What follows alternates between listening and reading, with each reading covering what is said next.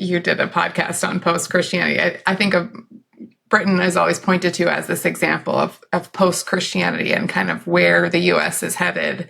And so to hear you talk about just how evangelism is thriving in your context, that's an encouragement to me.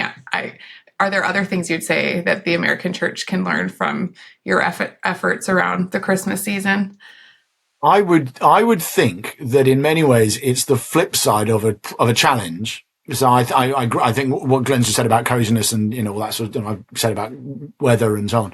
So there are some sort of, some just contingent factors, but I think some of it reflects actually that there are the last things to go sometimes are the rituals and the rites and the secular liturgies in a way. And so the fact that obviously we all bemoan the commercialization of Christmas, and we started this conversation by going, that's why I get my tree down at when we lose Advent and rah, rah, rah.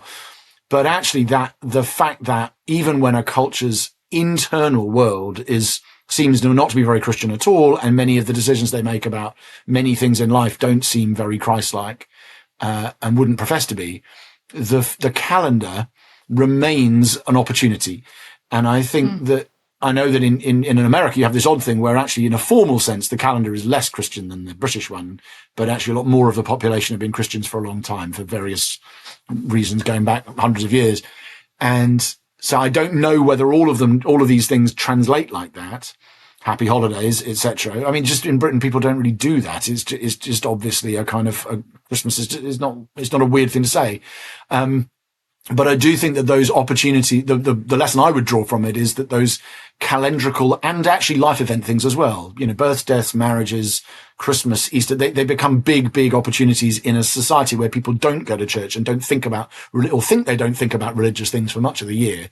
There are moments where everything gets thinner and where the line between heaven and earth seems to have disappeared almost entirely, and people are thinking this way, and where you might actually believe in angels for a day or moving stars or whatever it might be. It just sort of feels part of you used that word earlier, the magic of the season. And I think that in a setting, if you were in a situation where 4% of people went to church instead of 40 or whatever it is, and you're probably not that in Southern California, I guess, but probably in many parts of the country, there are the moments when people are prepared to take these things seriously, or even just to come along and be part of it, are enormously impactful. And I think because in our setting, often the propositional value of the Christmas story is not what you lead in with. What you lead in with is, this is a really lovely thing I'm experiencing. And there is a sense of community and common story and fellowship happening to me at the moment, even if I'm not consciously processing all of its metaphysical implications.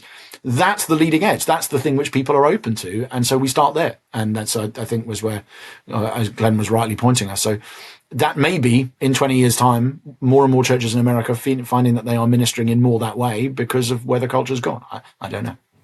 And it's interesting that instinct that you have, Andrew, of leaning into, okay, so if it is a cozy time, let's lean into that. And I think that is the right instinct to say yes, but no, but yes, which is, quite often the way Tim Keller would preach, there is this thing, and let me affirm all that's good about it, and let me show you how we fall short of it, and it messes up our lives in all sorts of ways. But then through the redemption of Christ, here's how you can have it back again. And I think that should be the kind of the shape of our message, because the cozy thing, you could get a preacher just sort of saying, it's not about coziness. It's, didn't you realize that there was a genocide going on and King Herod was slaughtering the babies? Think of the slaughter. And, there's a kind of a rhetorical. I can't imagine a Christmas sermon like that.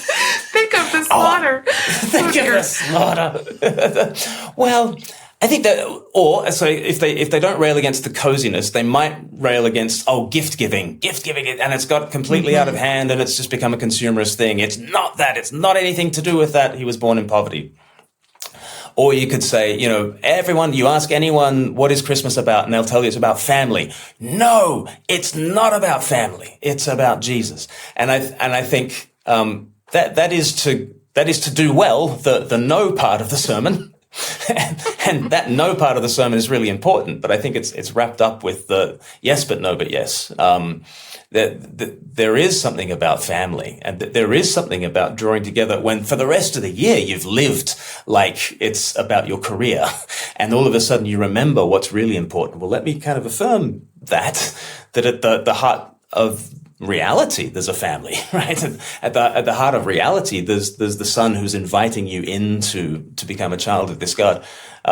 So that's just a point about how you handle whatever cultural stepping stones there might be in your culture. There is a time and a place for saying no to the consumerism and no to just having a domesticated view of Christ. There is a time for saying, no to the ways in which Christmas gets abused in the culture. But I think apologetically, our instinct should be yes, but no, but yes. Just a thought.